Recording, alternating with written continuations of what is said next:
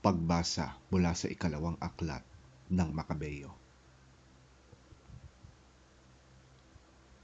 Sa isa namang pagkakataon, isang ina at ang kanyang 7 anak na lalaki ang ipinahuli ng hari.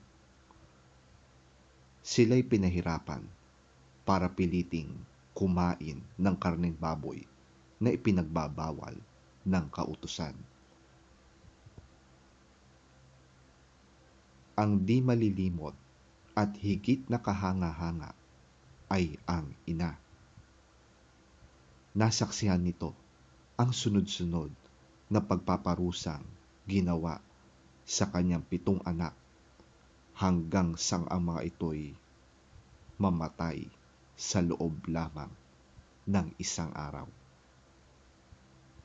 Ngunit hindi nasira ang kanyang loob dahil nananalig siya sa Panginoon. Malakas ang kanyang loob kahit na siya'y babae. Kasintapang siya ng lalaki. Sa wika ng kanyang mga ninuno, isa-isa niyang pinalakas ang loob ng kanyang mga anak. Ganito ang sabi niya, "Hindi ko alam kung paano kayo naging tao sa aking sinapupunan. Hindi ako ang naglagay ng iba't ibang sangkap ng inyong katawan at nagbigay sa inyo ng buhay. Ang lumikha ng buong sansinukob, ang siya ring lumikha ng tao at lahat ng bagay. Dahil sa kanyang kagandahang loob, ay ibabalik niyang muli ang inyong hininga at buhay, sapagkat hindi ninyo inaalintana ang sariling buhay dahil sa kanyang kautusan."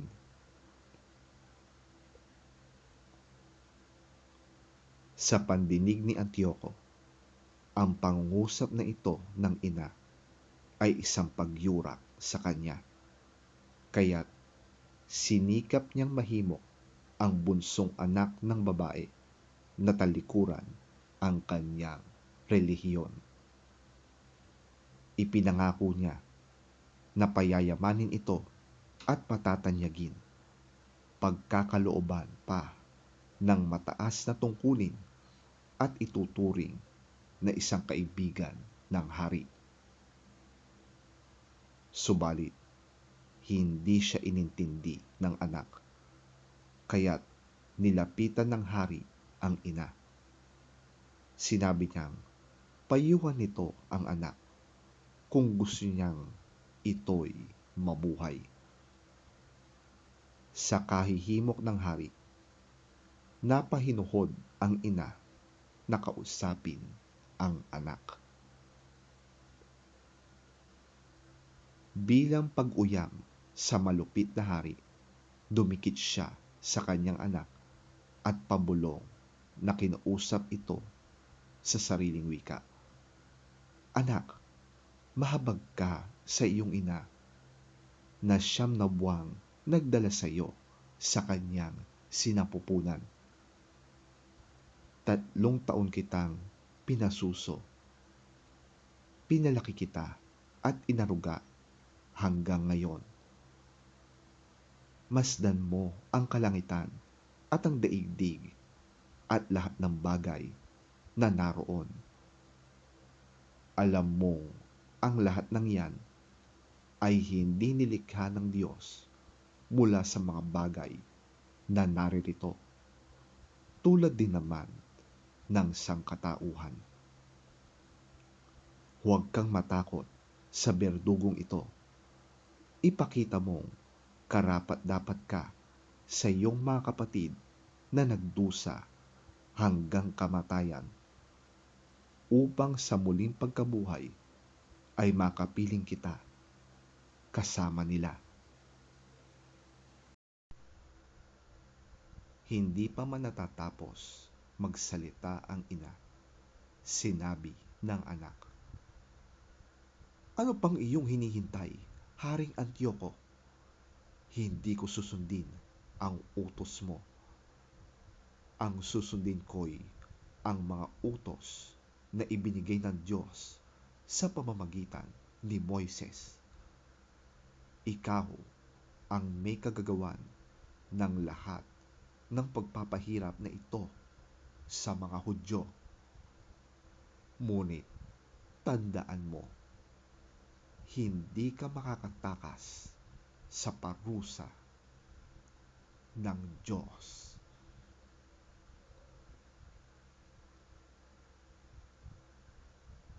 Ang salita ng Diyos. Salamat sa Diyos. Ang mabuting balita ng Panginoon ayon kay San Lucas.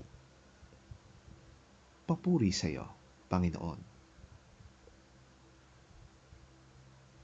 Habang ang mga tao ay nakikinig, isinalaysay din ni Jesus sa kanila ang isa pang talinhaga.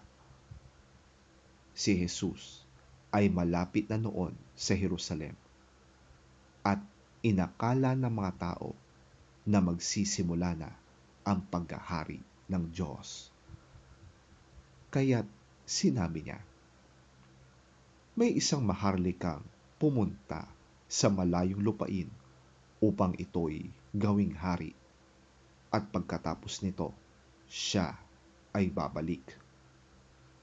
Subalit, bago siya umalis, tinawag niya ang 10 sa kanyang mga alipin at binigyan ang mga ito ng tig-iisang gintong salapi.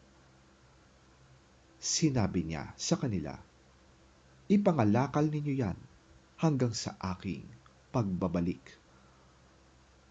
Ngunit galit sa kanya ang kanyang mga nasasakupan, kaya't nagsugo sila ng kinatawan upang sabihin sa kinauukulan, ayaw naming maghari sa amin ang taong yon.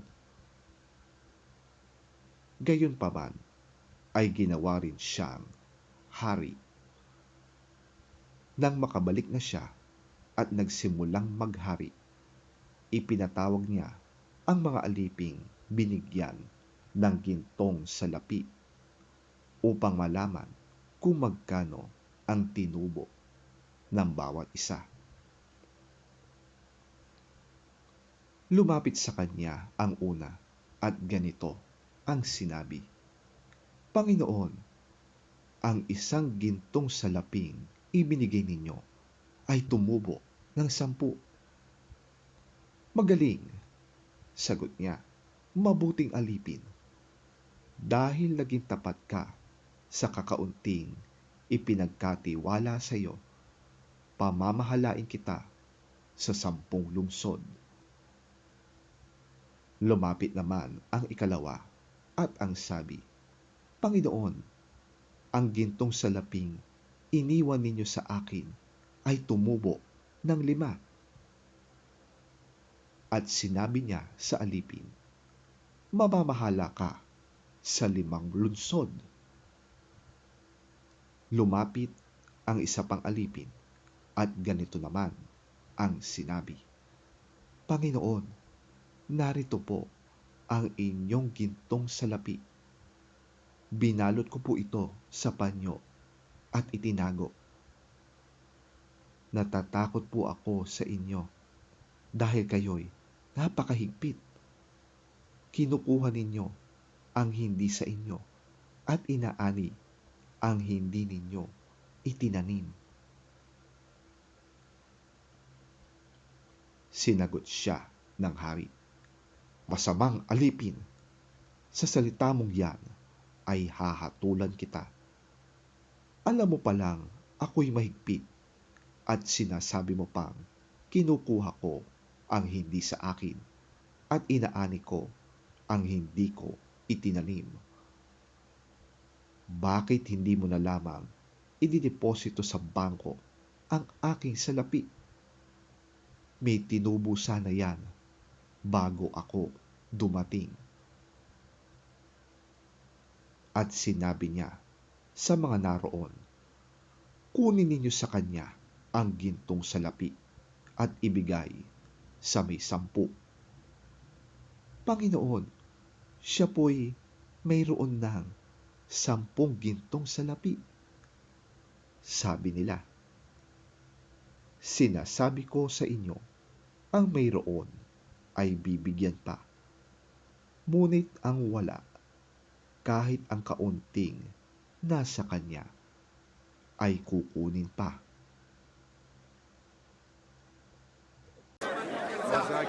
While they were listening to this, he went on to tell them a parable, because he was near Jerusalem, and the people thought that the kingdom of God was going to appear at once. He said, "A man of noble birth went to a distant country to have himself appointed king, and then to return. So he called 10 of his servants and gave them 10 minas. 'Put this money to work,' he said, 'until I come back.' But his subjects hated him and sent a delegation after him to say, 'We don't want this man to be our king.' He was made king, however, and returned home. Then he sent for the servants to whom he had given the money, in order to find out what they had gained with it. The first one came and said, 'Sir, your mina has earned 10 more.' 'Well done, my good servant,' his master replied. 'Because you have been trustworthy in a very small matter, take charge of 10 cities.' The second came and said, 'Sir, your mina has earned 5 more.' His master answered, 'You take charge of 5 cities.' Then another servant came and said, 'Sir, here is your mina. I have kept it laid away in a piece of cloth.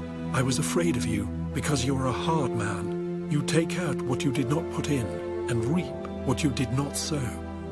His master replied, 'I will judge you by your own words, you wicked servant. You knew, did you, that I am a hard man, taking out what I did not put in, and reaping what I did not sow? Why then didn't you put my money on deposit, so that when I came back, I could have collected it with interest?' Then he said to those standing by, 'Take his mina away from him, and give it to the one who has 10 minas.' 'Sir,' they said, 'he already has 10. He replied, 'I tell you that to everyone who has, more will be given. But as for the one who has nothing, even what they have will be taken away. But those enemies of mine who did not want me to be king over them, bring them here and kill them in front of me.'"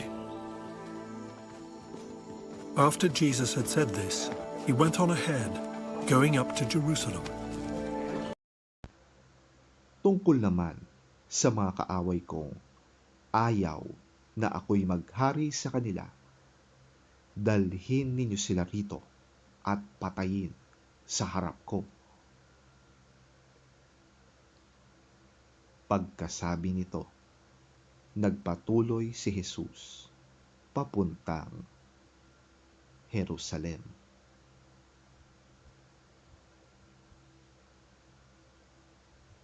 Ang mabuting balita ng ating Panginoon.